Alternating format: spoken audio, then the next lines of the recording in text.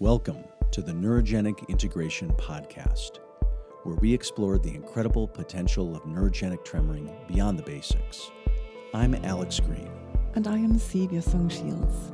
Together, we'll be diving into how this natural, innate process can be seen and applied across different professions, healing modalities, and in scientific research.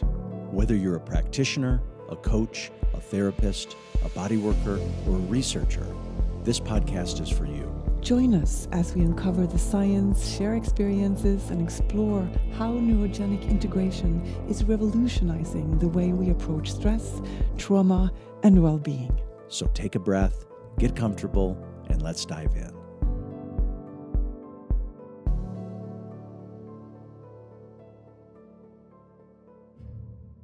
All right. Hello, everybody, and welcome to the Neurogenic Integration Podcast. And I am very excited to be sitting down this morning for me and afternoon for Mary, but I'm sitting with Mary Gitau, and she's based in Nairobi, and I'm here in Boulder, Colorado, where I typically am. And just briefly about Mary, I'll share how I know her. Back in 2021, Dr. Berceli, myself, and a team of other TRE providers, we did an online training program for social workers and therapists in Nairobi, Kenya. And Mary was one of the students who went through the TRE training process back in 2021. So that was a first chance to connect with Mary. And recently I caught up with her and started to hear all the wonderful things she's been doing with TRE in the context of her broader work. So that's what we're going to be talking about here today. But just briefly about Mary specifically, she is a seasoned psychologist and therapist and a suicide prevention specialist with a deep background in trauma-informed therapy.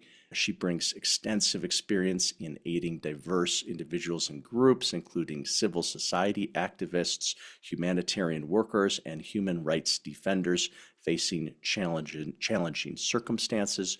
She specializes in suicide and self-harm prevention, and her approach integrates body-oriented methods in general to address trauma stemming from abuse, conflict, adverse childhood experience, social injustice, etc. And she works with modalities like Somatic Experiencing, eye movement integration, EMDR, TRE, of course, and Bioenergetics. And she's also the founder and executive director of the Center for Suicide Research and Intervention, a not-for-profit based in Nairobi. Very deep background and obviously a commitment to this work. Mary, really excited to sit down and just hear about your journey and how TRE fits into your journey. So welcome to the show. Thank you so much, Alex. It's lovely having this conversation with you and getting to reconnect again after so many years. Yeah, it doesn't seem very long to me, but you're right. I guess it's been five years, but to me, that's like a blink of an eye. I know, but thank you so much. So excited to be part of this conversation and this podcast this morning for you. Thank you so much. Very cool. Well, Mary, could you just share a little bit about, basically just a little about your background, what drew you into psychology, the areas of specialization, clearly your study of both psychology and suicidology, and just maybe share a little bit about your professional journey that led you to that and body-based methods. Okay. Thank you so much, Alex. So I think I'll start by, I have always wanted to study psychology from at an early age. And this is because of my childhood. I think as a child, I experienced a lot of trauma and abandonment trauma and abuse and rejection and all that. And so I really wanted to study psychology. And my first experience, I always say, is when I went through a personal abuse, and then I was to go and see a therapist who did not support me and actually accused me. And I felt like, Lily, how would you accuse me of something that I have endured? You should be able to support me and not accuse me. I am just a child. And for me, that was like, when I grow up, I want to study psychology and be able to support other children who people do not want to listen to. Like, just support them where they are, hear where they're coming from, and hear the abuse that they're experiencing. And so, of course, grew up, went to college. However, my first degree was in human resource management. So that was my first interaction with people. So I did human resource management and started working in a HR organization, in a HR department, in an airline company. Okay. And in that organization, I lost someone to suicide. I lost a flight attendant to suicide. And that it's when it hit me. And I was like, wait, I actually need to go back to what I had always desired to do, you know? Yeah. And because this person died of suicide because of a termination. So he lost his job and he went back home.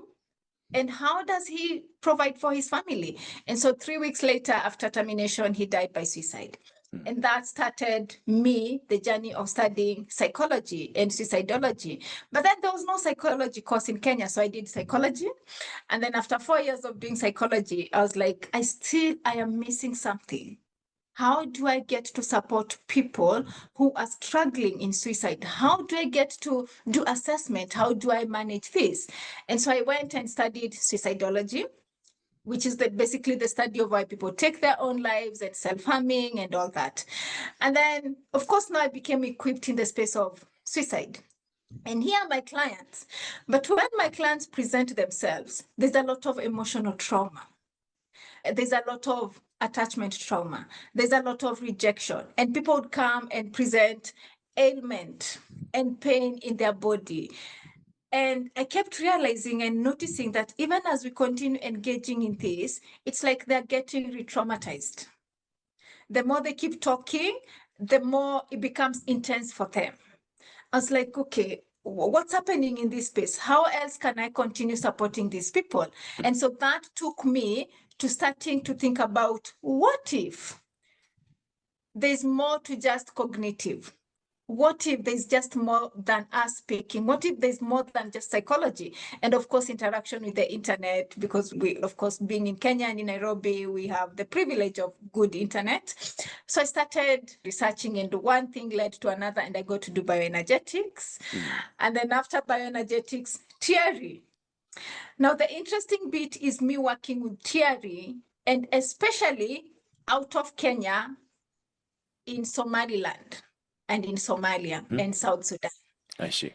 And it was a breakthrough because this is a community where men, especially the male figures, do not get to talk about their emotions, but they allowed me to support them by us engaging in the series of the exercises, the 7 exercises of TRE. And when we started doing them, they were like, wait, this is so interesting. I am starting to notice and feel my body. It's bringing me back to myself. And then after TRE, I went ahead and looked and got Somatic Experiencing, eye movement integration, and EMDR.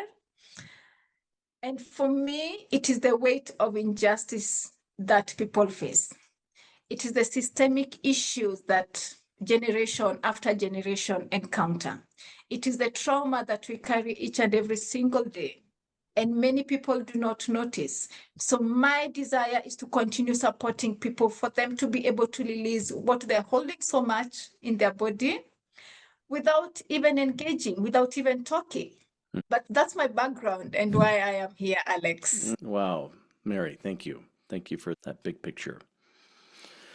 I wonder if you could share a little bit, because you made the connection of first, as you went to dig deeper into what would support, in addition to cognitive layers, beyond in looking more to the body and the nervous system.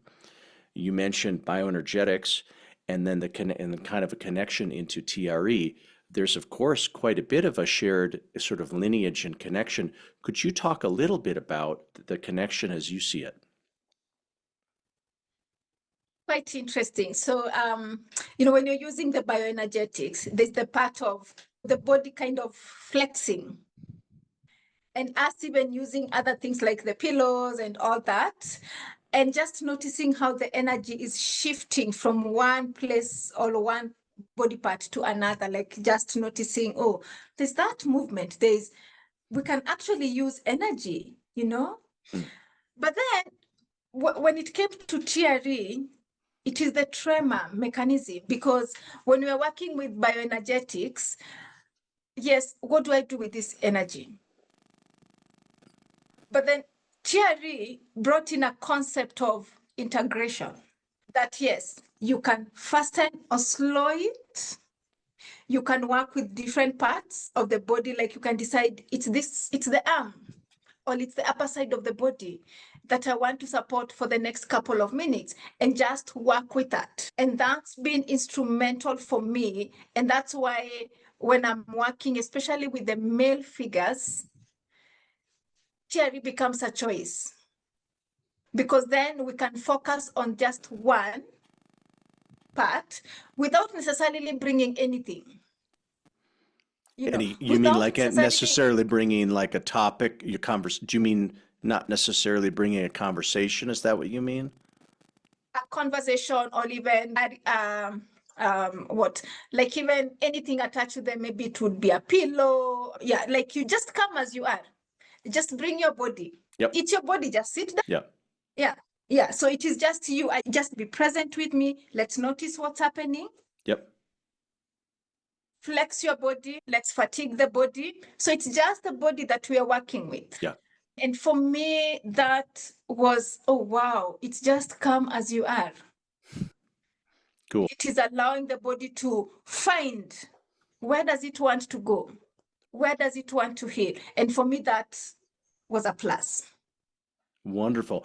I wonder if you could share a little bit about, if we go back to 2021 when we did our training, and of course, we emphasized personal practice as a foundation before starting to facilitate others. Whenever we teach TRE, it's always about first making sure somebody develops a relationship to their own tremoring and then extending from there.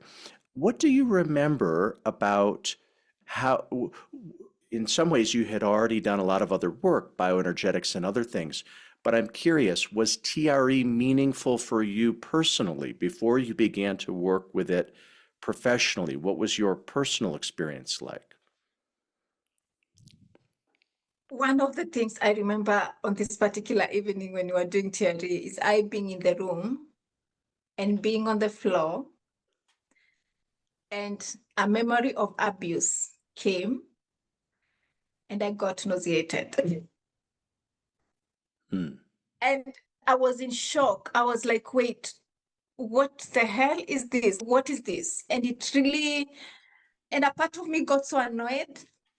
A part of me got so triggered. And I remember, because we were in class with you, Alex, just telling you what was happening. And then I think there was this encouragement from you, just stay there, Mary, just notice, don't be in a rush, don't be in a rush, just stay with that.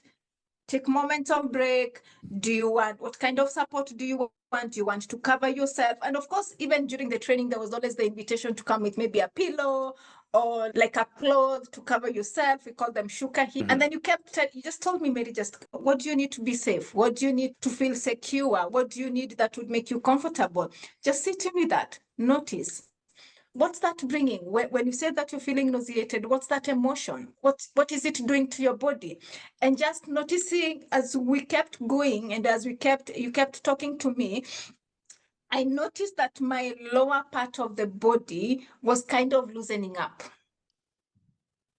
Okay. And I started to feel flexible. And for a long time that I never even realized, I was stuck in that space. Like my body here, the pelvis area was really stuck. And on that evening, what I remember so much is how my body loosened up. And it is how I remembered the abuse I experienced very, very visually. And even after the session we had, I went back and processed it with my therapist. Yeah. But it stuck me that, wait, my body can actually just go back and pick what needs to be processed, even without me saying anything. We were just in a session doing exercises. I was on the ground lying. You didn't mention anything. No one mentioned anything. But for me, that became a thing. And it's always something that we keep joking, even with other therapists, and saying, when you get a heavy session, whatever session you're having, I always have 15 minutes in between session to go to my wall along the floor and just lie down and let it go. Yep. Yep. Me too. Yep. And that's been beautiful. So for me, it is how I got that healing. I got that breakthrough when I was doing TRE at that particular moment. So for me, and that's why I hold TRE so dearly, because that was my breakthrough, and that helped me process the pain that I held that I never knew that I was actually holding. Oh, thank you for sharing that, Mary. Appreciate that personal story. So it sounded like that was a breakthrough. What about your ongoing practice? Sounds like you use it for Yes. maintenance. Has it been valuable for you after that breakthrough? Has it continued to be valuable just as a personal practice for you? It has. I have a daughter who is 8 years now, and when we were training us, she was 3 years, yeah, 3 years. And she would always hang around here. And one of the things she reminds me, Mommy, have you done your TRE today? Because I kept telling her how TRE helps. Mommy, if you feel your body is stuck, you just need to do TRE. We just need to do these exercises. And I would say, I don't miss doing TRE any single day unless I'm on commute. Yeah. I'll always get like a 15 minutes to just be on the wall, lie down, and Yep. just because it's something that you can do even when you're not when you're doing other things. Like you can just sit on the wall when it gets so hard. And one of the things, like I even tell people when I'm in a board meeting and you're in a meeting, I'll just excuse myself from my seat to go to the wall and just allow myself to shake it off, Perfect. And it's really been good. So I can say my own self as Mary have grown, have healed. And it's a continuing journey of healing through TRE exercises. And now that I am in this space, and that's why I would desire to even have more people trained in my community, because I have seen what it can do to myself. And so why I'm passionate is this can be used to so many people in different settings. Yeah. With whoever, whether someone is expectant, someone has had a recent injury or surgery, it can be done by whoever, because then we can be able to tailor make how we're doing it. I remember how you taught us on how we can do it on the seat, Yeah. how we can do it on the floor, Yep. how we can do it on the Very, bed. it's very flexible. It's very It's flexible in very many ways. flexible, yes. Yeah. Yeah. And when I'm going to bed and I can't sleep, I just lie down and allow myself to do something. That's Yeah. cool. That's very cool. Yeah, maybe you could share about after you were trained and then you began to apply it professionally, and you have a private practice in addition to your administrative responsibilities and fundraising responsibilities for the not-for-profit organization, but you've maintained a consistent private practice. You Yeah. mentioned working with Somali and Sudanese men. I don't know if they're coming to Nairobi or if there's travel involved for you, but tell us a little bit about just as you began to apply TR, did you use it with everybody or certain kinds of people? Give us a little bit of a story of how you put it to use. Yeah. Yeah. Thank you so much, Alex. So when of course, after the training, then you're thinking, okay, so how do we make this valuable? This is the benefits I've gotten from it. So how can I use it? I would say my first experience with TRE professionally and clinically was with the Somali community in a group setting, not even in my office, but in a group setting. And it was, I think that there was war in Somalia. And so these people had been brought to Nairobi. And then someone had heard that I do TRE, a very good dear friend of mine by the name Angie. And she said, so we met with Angie on Twitter, and she knew that I had done TRE. And I think her being an American, of course, she had heard about it. And she said, Mary, I would want you to have TRE with these people. And I remember there was some chaos happening in Nairobi. I think we had some protest. And so I was supposed to go there during the day, but I couldn't leave my house because there was no way. And so the team was there at the hotel. They did everything, but they knew that they needed me to go. And so the only time I got was late in the evening, and I only went for 1 hour. And when I even got there, like it was actually just the end of the day. But then they said, okay, fine, we still want to do TRE. We've heard a lot about it. Okay, so they came, and these were, I think there were around 18 people. And we went into this room, and then so I took them through the instruction, the disclaimers, and then we had the mats, and we did the 6 exercises. And then I told them, now we will do the 7th exercise, which involves lying on the ground. And I told them about the fatigue. And so they had started noticing the different kind of fatigues and the shaking mechanism when we were doing the different exercises, exercise number 5 and 6. And so when we went to the ground, I remember one particular man. And so he, of course, just supporting him. And then he invited me and he said, Mary, come. And then he was really shaking. And then he asked me, what do I do? And then I told him, just allow it. Lloyd, I'm here, I'm watching you, I'm supporting you, I will not move. And so I was there, and I just put my hand on his shoulder, and then he says, it feels so heavy. My shoulders are in pain. They feel so heavy. It's like there's a rock. And then I told him, okay, are you okay? How do you want me to place my hands? And he said, it's okay, just place both of them. I just placed my hand, and he continued for like around 5-7 minutes thereabout. And then we went through integration and slowed down, and then the shaking kind of stopped. And then he said, oh, that felt good. Thank you. And so I left him and then concentrated on the other people. And then we went, and then we finished. And then they said, oh, it felt so good. I love being on the floor. It's like something all new. My body feels renewed. What did you say this is called? I said, TRE. Can we get a manual? Are there steps? Can you give us the written steps so that we can go and do them? I was like, yeah, sure. Tomorrow when I come, I'll give you something that is very light that you can be able to follow through and just get to do it. Okay.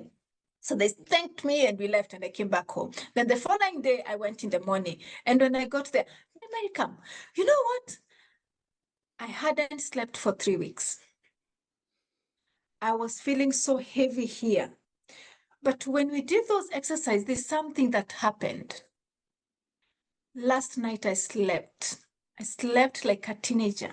It was so awesome. I loved that sleep.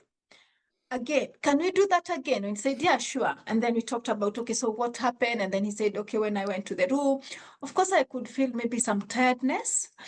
I could feel I wasn't so sure what was happening. I was feeling like my body's working and my body's engaged, but it was a sweet kind of a feeling. It was pleasurable. It was nice. I was like, okay, that's interesting to hear. Okay. Yeah. So do you want us to do more? I said, yeah, sure. We're going to do more. And of course we did more. But then he said, and others actually, so that was one particular that said that we really engage in a conversation, and we still keep tabs even to date.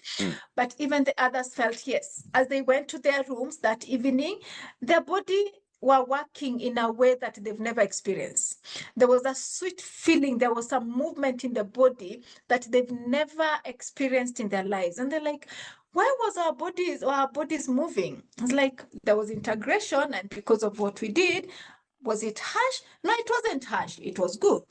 Okay, just allow it. When it comes, allow it, take your time. And yeah, so that was the first encounter with this person. And then after that, I started now visiting them in Somali, still working with the same group. So now I visited them in Somali, and we continued working in Somali. And I would in say Somali that, or Sudan or both? Somalia and Sudan. Yeah, so these were particular, So it's both in Somalia and in Sudan, actually even Somaliland. These are people who embrace the TRE, and the fact that they don't have to talk about this is what happened. They told me what we want is I want to feel safe. Yep. If this brings safety, this is what I want to do. Right. And it actually brings safety. And you see that movement I was talking about, even that movement as it came, it's like it was releasing something from my body. That's what they kept telling me. That movement came with release. And then, of course, now we talked about the tiger and animals in the park and why movement is very important. Yeah, but it's movement with intentionality. Right. And so the question and what they okay, so how do we stop it? How do we stop it? And so now we started learning about how do we stop? When do we know when it is too much? When do we know that I should continue or I should not continue? When do I allow someone else to come be next to me? When can't I do it on my own? Yeah, these are the steps. But I want you to know that there's a time that you can't do it on your own because I want to be sure that you're safe. And yeah, so it's been, so when someone is, I have those people who actually do them, but they feel like, oh, today I want to do it, but I don't feel safe. So they will contact me. Yeah. So so you've introduced it in groups, like in with those the Somali and the Sudanese groups, and then some people they continue, and then if they need one-on-one support, they connect with you. Yeah. Yes. So those who need the one-on-one support, contact me. Yeah. I have done it online. Like I do it online as well. Sure. Yeah, me too. All the time. I do it online. I also do it in person. I would say that I was a bit skeptical doing it online at first because I wasn't so sure what would happen.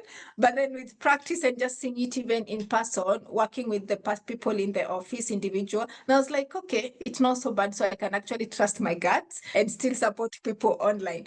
But so I support people in person, in the office. At times I don't even do it in the office. We do it like in outside in nature, and it's beautiful. Yeah, and then of course, like at their home or a park, or what do you mean? Like in a park. Yeah, like because there are those people who will not even be able to come to my office, but then they have a house or a compound that they can be able to. So when I go to them, we sit outside. And then we just put the mat. At times I even ask them, do you want to just lie on the grass without just having a mat? Just be there. Just let's be on in nature. Yeah. And it's been awesome. It's been awesome. It's really been awesome, I would say. Yeah. So I've done a lot of one-on-ones. I have done a lot of one-on-one in person, one-on-one virtually. Yeah. I have supported people in different organizations here in Nairobi. I have supported people in Somalia. I have supported people in Sudan. I have supported people in Somaliland and even in South Sudan. And then sometime last year, 2023, 2024, we went to South Africa and we were having this event. And then someone said, Mary is a TRE practitioner. And then it's just like, okay. So in a whole group of 42 of us, you let everybody. Just let everybody. It's like, okay, this is so interesting. And so they even started asking me, can you get a practitioner in South Africa? And so I actually started referring them to practitioners now in South Africa. Right. There's many. There are many. Yeah. Yeah. But it started in a room just like that. And people are like, oh, it's like playing a game. Yes. Yeah. I love that. Yeah. Oh, I love that. Yeah. For you regular listeners to the podcast, you know that about half of these episodes focus on TRE, tension and trauma releasing exercises. And I wanted to make sure that you know about the Redbeard TRE certification program, our educational platform to certify others. And we have both an online version of that I teach, as well as an in-person version of the training that my colleague Ellen McKenzie teaches in Madison, Wisconsin. My next online certification training is beginning August 3rd and 4th, 2024. That's the first of 3 modules. And the way the certification program works is it's about a 10 to 12 month program divided into 3 phases of learning, each with a weekend connected to it, and then some one-on-one work with me and people on my team to support your learning journey. TRE has been a life-changing modality for myself. It's open to people with any background. I wanted to make sure you know about the program. You can find more information at redbeardtre.com. Most recently, maybe several things, but I know you're right at the very, very last couple weeks of a 3-year somatic experiencing work, which part of my background too, and somatic experiencing being Peter Levine's nervous system model. And he talks in somatic experiencing, we recognize tremoring sometimes that arises as we go into as we see tremoring, and as I'm sure you see it in EMDR. I used to see it in body work therapy. If people felt safe and they relaxed, they would sometimes tremor. So it has that commonality. Of course, a difference with TRE is that it's a process designed to safely stimulate that same kind of tremoring. But tell me a little bit, what's it been like to I'm curious because I went through the same journey for me too, so I always like hearing this. What was it like for you to have TRE and then study the somatic experiencing model? Is there some useful connection there that you could talk about? Yes, I think at first when I went for the SE class, I wonder, like I felt, because, okay, so just observing people and having worked with TRE and seeing how the tremors were coming. And then during one of the SE session, there was stop. I was like, wait, you just can't tell someone stop. Right. Just allow them. And then, of course, we said, okay, fine. So in SC, you take it slowly. It is bits by bits. And then in TRE, let them tremor, but support integration. Yeah. And so I had to allow myself to connect both of them Mm. and notice both of them and use both of them. And so now I see the relationship and I see how these both SE and TRE match and support each other when you're working with different clients. That I, as now a practitioner who is equipped in all these modalities, I can say, this is the time for TRE and I should take it all the way. Yeah. This is the time for SE and I should take it all the way. Yeah. And so, yes, as you're saying, and even allowing myself to feel, because I was like, okay, wait, why is this? Does it look so different? Is it that it's not agreeing? Is it that it's conflicting? Am I conflicting myself? Am I getting myself lost? The questions when I start, I don't know whether it's the same thing when you are doing both of them or when you started, Definitely. am I actually losing it? Am I the one who has a problem? Am I the one who's expecting too much? Like all those questions.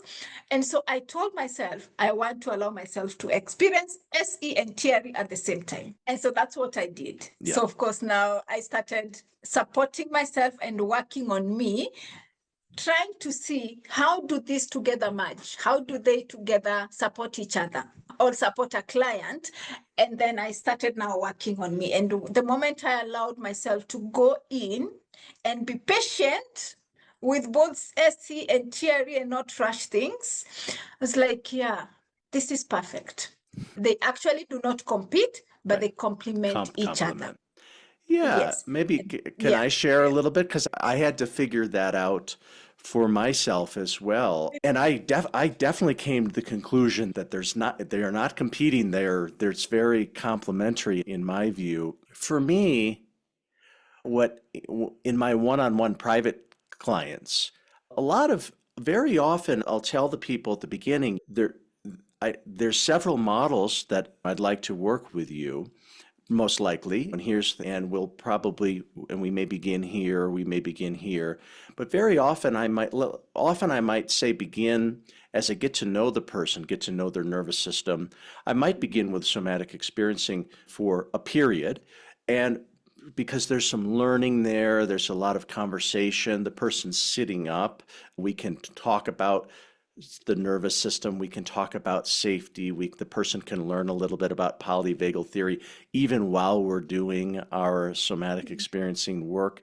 Mm-hmm. And then at some point, then we may transition into tremoring. Other times it's the opposite, where somebody really knows that they want to get right to the discharge and the tremoring. And so we support that through TRE for a period of time. But then I may say, let's take the next few sessions. Let's just look at things from another perspective. Maybe you'll tremor, but maybe not. But we can explore a little bit from the level of sensation, and so to me, now I have clients where they know. Let's stay in the chair today. Let's start there. And then maybe we'll go down to the floor. So I see now a lot of going back and forth, and it's very flexible in my mind. Yeah. It is. Unless now I have those ones, but then I have those people come, I just want TRE. Yeah, of course. Then now you allow that to happen. But yes, I truly agree with you. Even allowing ourselves to experience that has been awesome. And I think it's a privilege that we can be able to dance with these modalities. Yeah. and see what they're doing to the nervous system of us, our own nervous system, and the client's nervous system. Yeah, wonderful. Yeah. Let's see if there's anything you feel like we didn't, cover about on, yes, any part of TRE that you want to say a little bit more about, or what you're excited about or learning about, anything else you'd like to share. Contextualization of TRE. Okay. And how we can, because of course, we know where Berceli started with TRE, but then we know that most of the teachers and the trainers are also coming from the West.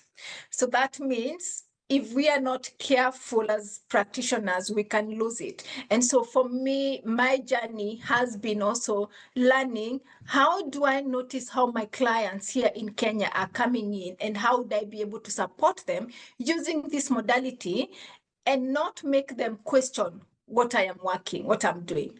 Because you see, for example, I'll say, like when you think about, we are an African culture, and when people, there's what we call exorcism. I don't know whether you've heard about that. Yeah, and we have possession. yep, sure. Yep, I have the concept. Yep. So when you're telling someone that they're getting into a tremor mechanism, they're like, oh, wait, what are you trying to do? Yeah, they and think so it's an exorcism. Sure. Yeah. Exactly. And so Yeah. it is allowing, it's when the client comes, it's explaining to them what this is going to do to their body. That it's not just shaking, but it's there's safety. And I don't rush into it until I am sure that this client feels safe, that they feel secure with me in their body and in the environment they're in. And even talk about the concept and even explain where the concept came from, and take them home, take them home to their villages, to their farms, for them to even start noticing with what happens even with the farm animals. Yeah, just notice when you think about this kind of an animal, do you notice when it gets into this shaking and all that, and what happens after that? Yeah. And they're like, yeah, okay, so that's now what we are trying to do, but now in a very safe and supported way. So that's how I have thought about it, and really knowing my people and knowing the people that I'm working with. So what I do here in Kenya, when I go to Somalia, I also learn the culture, that this is how I'm going to support these people. And one of the things, I don't know what Thierry has in mind, it's how in future can we be able to even translate this to for example, the Swahili language, which is also used so much in East Africa, so that we can be able to, for people like Somalis speak a lot of Swahili, the Rwandese, so basically the Eastern Africa, there's a lot of Swahili, so that some of these words, some of these hard words like tremor, how can I explain tremor in Swahili without it being seen like exorcism, something like that. Yes, but it's really, for me, learning different cultures and knowing what to do when has really been helpful. When I go to Somali, for example, I have to always carry with me like blankets, so that I am sure that the ladies I'm working with them, and even the men, that I have something that can always be comfortable with them. That even as I go on the ground, even me myself, yes, I'm doing it, but I'm also covered, because that's their culture. So it is learning the culture and knowing, what do I use here and not here? And that's, for me, has been a plus. What do I use in the office, even with senior male, younger children, teenagers, what would work? And it's been, oh, wow. Yeah, so that I would say has also been, it's a learning journey for me in TRE, and the flexibility that comes with it, that I can even come and tell someone, yes, I can still support you, even if you're expectant, using TRE. And this is how we do it. You don't have to lie on the ground. Just sit on your seat. You don't have to lie on the ground. We can use the chair. All the exercises, we can do them on the chair. So for me, it is just that learning, contextualizing it, learning the people I'm working with, learning the nervous system as someone presents themselves in with me, and supporting that in that particular moment, the here, the now. I love that. I think just definitely a major goal of Dr. Berceli, and just TRE in general, is he with his background as a clinical psychotherapist, he could have chosen to only teach TRE in psychotherapy settings. But he did not choose that. He said, no, psychotherapy is great, but this doesn't have to, this is more flexible than that. This is more human than that. This can transcend Western culture, this is more adaptable than that. And so that to me, what you're speaking to around how do you take it into each place, find the right words in that culture, that to me really is the heart of TRE, is how do we know we want to get to a safe expression of neurogenic tremoring, but how exactly we get there, how we contextualize that, how it fits in that culture and that community there's a lot of differences and nuances. And so that, I really think that is my understanding of Dr. Berceli's dream, is that it has its way of finding its way into all corners of cultures and things like that. Yeah. So the downside of what I have learned, however, Alex, is of course we know we have a lot of TRE videos online. And I have seen people who have misused. Yeah, me too. Yep. And particularly, like someone comes and they have misused that they're so insecure. They're doing so badly. Yeah. And it is that process of supporting them to bring them back to themselves. There was one particular one who was doing so badly, and I told them, okay, fine. I am happy to support you, but this is going to take a while. And he said, no, I want to heal now. It's like, you went there over a period of time. That's created the problem in the first place. Yeah. Exactly. Right. So now we'll also have to allow ourselves to journey together to get out of that space that you got yourself into. Yep. Yeah. So I don't know what has been your experience. I know you've said you've experienced, but tell me how. I think very similar. Sometimes people will reach out to me and they'll say, "Hey, I saw a video online, looked great. I did it. I guess I read about it, this or that, and I did it, and I went too aggressively with it, or I did it alone, and maybe in something." And so I'll hear stories where they do the process, but there isn't sufficient safety. Now, many people, the opposite is true too. Many people find it. They do it all by themselves. They say, wow, this has been such a meaningful, this is exactly what I needed. And in fact, doing it all by myself in the safety of the privacy of my own space was so important for me. So we hear that's the positive side of it.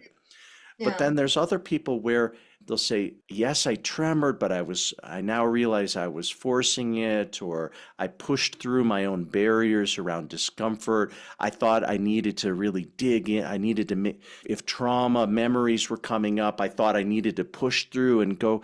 And so it's those people where, unfortunately, they didn't have the awareness around step by step, make sure there's integration. If you need to co-regulate with somebody else to help contain the experience, they might be missing that. And and so sometimes that they've had some negative effects.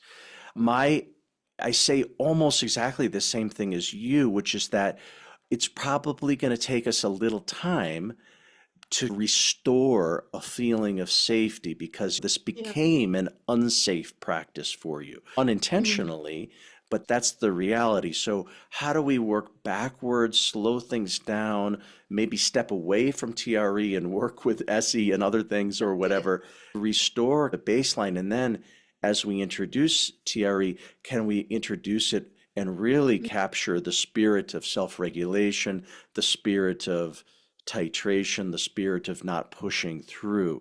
So I have to help somebody make that shift. So I agree with you. That's this one positive part of TRE is that somebody can learn it, they can watch a video, it could spread virally. That's good in some ways. But you're right, if somebody does it without the right feeling of support, then it may not go so well. So it's a dilemma in how we work with the method. The method, I agree with you. And especially now, and that's the thing with people now realizing about their traumas, they want a quick fix. Yeah. This, unfortunately, we can't quick fix the experiences. Yeah. So we have to allow ourselves to go through safety and maybe even get the support of someone else, or even just take it slow. That's right. Yeah. But I notice young people now are actually really getting into wanting to support their own bodies. There's that realization that my body can actually be supported. I need support of the body. And maybe, I don't know whether it's because psychotherapy is becoming too expensive, and so people are choosing to be online and do that on their own.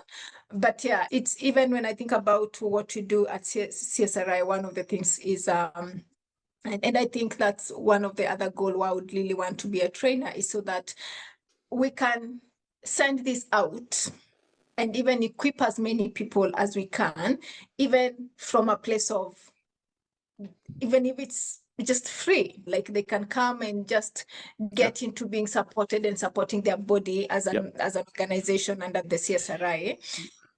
The idea of having accessible, say, group classes that are free or affordable, you can teach. It's quite easy, I think, to teach a group of 8 or 10 where there is a lot of, where you can create that foundation. And you're right, if you can get the funding for that to be free or very low cost, then people, they get the best of both worlds, which is they can begin in a very safe environment. They can still pursue it independently, but now they've been set on, they begin with sort of a safety mindset. Yeah. And I've told my clients, like those who we do TRE with, I've told them, if you ever go and you're actually getting into this and you feel that you're doing too much, please get in touch. Yep. Immediately get in touch and let me support you so that you don't overdo and hurt yourself, or it becomes too much for you. And that's what's been happening. But just even maybe coming to a close, is I am forever grateful even for TRE, and especially even for my own family, and especially my own daughter. And as an 8-year-old girl, that she knows that there's something that can support her body. And I think maybe this is also the beauty of having done it online, because then you share what you're doing and your family gets to see it. And so I tell people, even as you do this, we can share these small things even with our little kids, because then they know that they can actually support themselves. From such an early age. And when I think about when I'll start working with the children, I'll take my daughter to go and show them how it is done. So that's the other thing I think I love about TRE, is because it can be used by the people in my own family without even me, that she can remind me, Mommy, have you done TRE today? And it's amazing. It's so that's why I am so grateful for TRE, that at an age, as a 5-year-old, she could actually talk about TRE. Amazing. Oh, so touching, and so rings so true. Oh, Mary, this has been a pleasure to hear get the details of your journey. So I really appreciate you taking time to share. Thank you. Thank you so much. I am forever grateful to Dr. Berceli and yourself, Alex. Because of you, this has been known in parts of the East African region, that we've done it in Kenya. We've been able to do it in Somalia. We've done it in Somaliland. We've done it in Sudan. We've done it in South Sudan. And this is a plus. And it's just trying to see how then do we even now equip those people more. Right. I think that's right. That sounds like a good start to me, but then it's okay. All right. There's way more to go. It sounds. So this has been a healing modality and a plus for the people who are experiencing conflict, war. Because then there's so much trauma and pain and tension held in different parts of our bodies.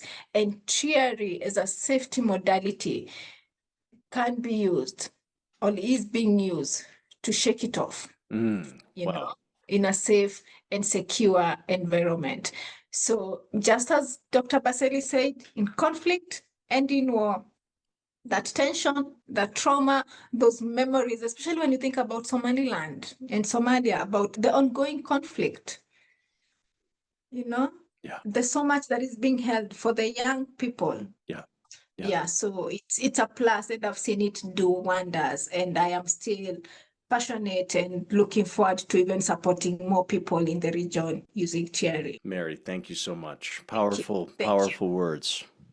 Thank you so much, Alex. Yeah. That's it for today's episode. We hope you found inspiration and new insights into the power of neurogenic tremoring. If you enjoyed this conversation, make sure to subscribe, share, and leave a review. It really helps us reach more people interested in this transformative work. And if you want to dive deeper, connect with us. Or to learn more about our sessions, courses, and upcoming trainings, head over to neurogenicintegration.com.